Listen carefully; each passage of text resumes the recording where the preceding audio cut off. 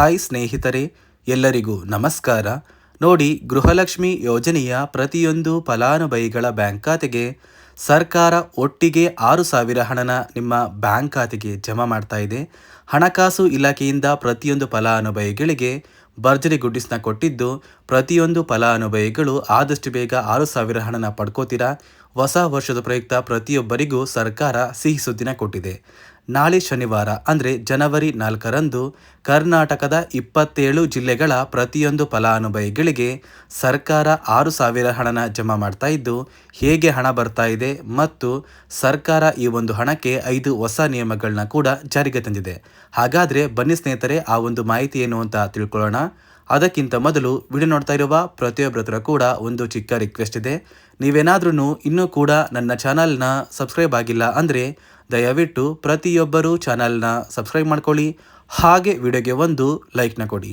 ಹೌದು ಸ್ನೇಹಿತರೆ, ಗೃಹಲಕ್ಷ್ಮಿ ಯೋಜನೆಯ 16ನೇ ಕಂತಿನ ಹಣಕ್ಕಾಗಿ ಸಾಕಷ್ಟು ಫಲಾನುಭವಿಗಳು ಕಳೆದ 1 ತಿಂಗಳಿಂದ ವೆಯ್ಟ್ ಮಾಡ್ತಾ ಇದ್ರಿ.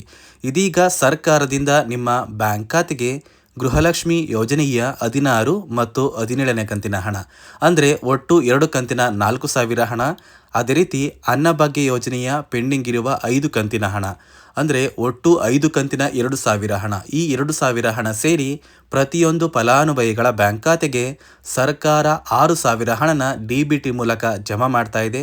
ಹೊಸ ವರ್ಷದ ಪ್ರಯುಕ್ತ ಪ್ರತಿಯೊಂದು ಫಲಾನುಭವಿಗಳಿಗೂ ಸರ್ಕಾರ ಭರ್ಜರಿ ಗುಡ್ಡಿಸ್ನ ಕೊಟ್ಟಿದ್ದು, ನಾಳೆ ಶನಿವಾರ ಜನವರಿ 4ರಂದು ಕರ್ನಾಟಕದ 27 ಜಿಲ್ಲೆಗಳ ಪ್ರತಿಯೊಂದು ಫಲಾನುಭವಿಗಳಿಗೆ ಸರ್ಕಾರ ಈ ಒಂದು ಹಣನ ಜಮಾ ಮಾಡ್ತಾ ಇದೆ.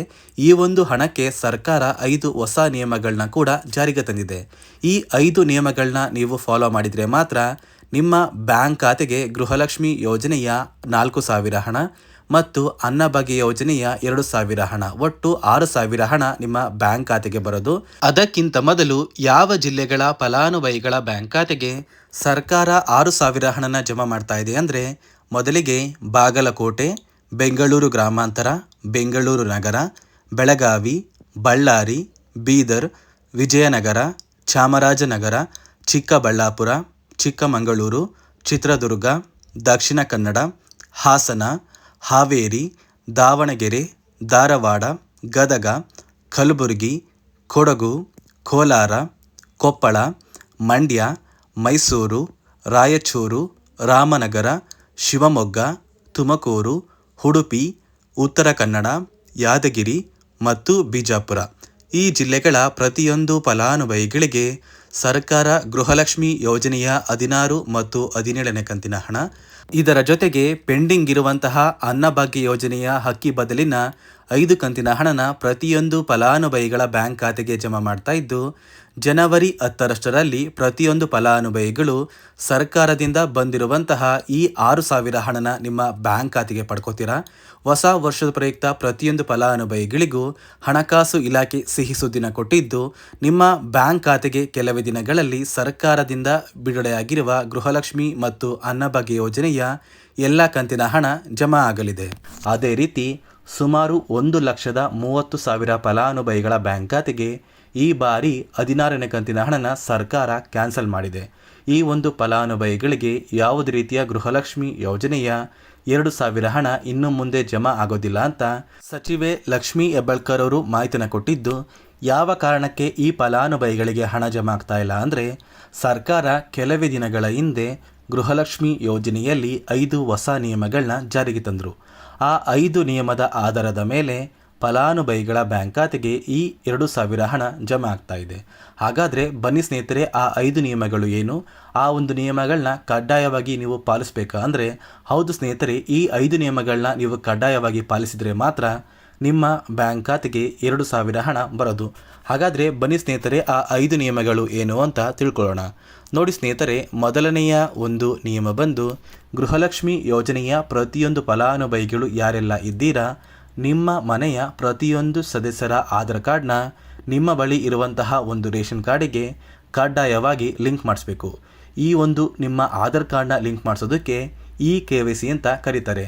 ಸಾಕಷ್ಟು ಫಲಾನುಭವಿಗಳ ಒಂದು ರೇಷನ್ ಕಾರ್ಡಿಗೆ KYC ಪೆಂಡಿಂಗ್ ಇದೆ. ಅದೇ ಒಂದು ಕಾರಣಕ್ಕೆ ಸರ್ಕಾರ ಈ ಬಾರಿ ಈ 5 ಹೊಸ ನಿಯಮಗಳನ್ನ ಜಾರಿಗೆ ತಂದಿದೆ. ಅದೇ ರೀತಿ ಎರಡನೆಯ ಒಂದು ನಿಯಮ ಬಂದು, ಸಾಕಷ್ಟು ಫಲಾನುಭವಿಗಳ ಒಂದು ಆಧಾರ್ ಕಾರ್ಡ್ ಏನಿದೆ, ಆ ಒಂದು ಆಧಾರ್ ಕಾರ್ಡ್ 15 ವರ್ಷ ಅಥವಾ 15 ವರ್ಷಕ್ಕಿಂತ ಹೆಚ್ಚು ಹಳೆಯ ಆಧಾರ್ ಕಾರ್ಡ್ ಆಗಿದೆ. ಈ ಒಂದು ಫಲಾನುಭವಿಗಳು ಅವರ ಆಧಾರ್ ಕಾರ್ಡ್ಗೆ ಯಾವುದೇ ರೀತಿಯ ತಿದ್ದುಪಡಿ ಕೂಡ ಮಾಡಿಸಿಲ್ಲ ಮತ್ತು ಯಾವುದೇ ರೀತಿಯ ಒಂದು ಅಪ್ಡೇಟ್ನ ಕೂಡ ಮಾಡಿಸಿಲ್ಲ. ಅದೇ ಒಂದು ಕಾರಣಕ್ಕೆ ನಿಮ್ಮ ಆಧಾರ್ ಕಾರ್ಡ್ನ ನೀವು ತಿದ್ದುಪಡಿ ಮಾಡಿಸಿಲ್ಲ ಅಂದರೆ ನಿಮ್ಮ ಬ್ಯಾಂಕ್ ಖಾತೆಗೆ 2,000 ಹಣ ಜಮಾ ಆಗ್ತಾ ಇಲ್ಲ. ಮತ್ತೆ ಸ್ನೇಹಿತರೆ, ಸರ್ಕಾರ 16ನೇ ಕಂತಿನ ಹಣನ ಜಮಾ ಮಾಡುವ ಮುಂಚೆ ಪ್ರತಿಯೊಂದು ಫಲಾನುಭವಿಗಳ ಒಂದು ದಾಖಲಾತಿಗಳನ್ನ ಮರುಪರಿಶೀಲನೆ ಮಾಡಿದ್ದಾರೆ. ಈ ಒಂದು ಸಂದರ್ಭದಲ್ಲಿ ಫಲಾನುಭವಿಗಳು ಸರ್ಕಾರಕ್ಕೆ ತೆರಿಗೆನ ಕಟ್ತಾ ಇರೋದು ತಿಳಿದು ಬಂದಿದೆ. ಅದೇ ರೀತಿ 4ನೆಯ ಒಂದು ನಿಯಮ ಬಂದು, ಸರ್ಕಾರದಿಂದ ಬರುವಂತಹ ಒಂದು ರೇಷನ್ನ ಕಳೆದ 3 ತಿಂಗಳಿಂದ ನೀವು ಪಡ್ಕೊಂಡಿಲ್ಲ ಅಂದರೆ ನಿಮ್ಮ ಬ್ಯಾಂಕ್ ಖಾತೆಗೆ ಗೃಹಲಕ್ಷ್ಮಿ ಯೋಜನೆಯ ಹಣ ಜಮಾ ಆಗೋದಿಲ್ಲ. ಮತ್ತು ಸ್ನೇಹಿತರೆ, 5ನೆಯ ಒಂದು ನಿಯಮ ಬಂದು, ನಿಮ್ಮ ಒಂದು ವಾರ್ಷಿಕ ಆದಾಯ 7 ಲಕ್ಷಕ್ಕಿಂತ ಕಡಿಮೆ ಇರಬೇಕು.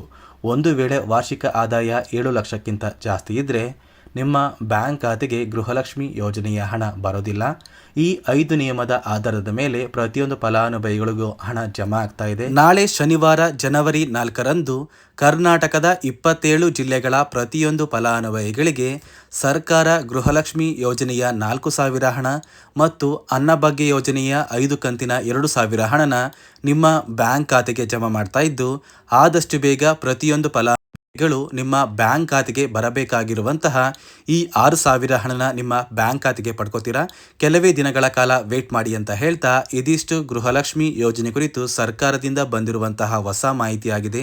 ನಾನು ಕೊಟ್ಟಿರುವಂತಹ ಮಾಹಿತಿ ನಿಮಗೆ ಇಷ್ಟ ಆಗಿದ್ರೆ ದಯವಿಟ್ಟು ಪ್ರತಿಯೊಬ್ಬರು ನನ್ನ ಚಾನಲ್ನ ಸಬ್ಸ್ಕ್ರೈಬ್ ಮಾಡ್ಕೊಳ್ಳಿ, ಹಾಗೆ ವಿಡಿಯೋಗೆ ಒಂದು ಲೈಕ್ನ ಕೊಡಿ.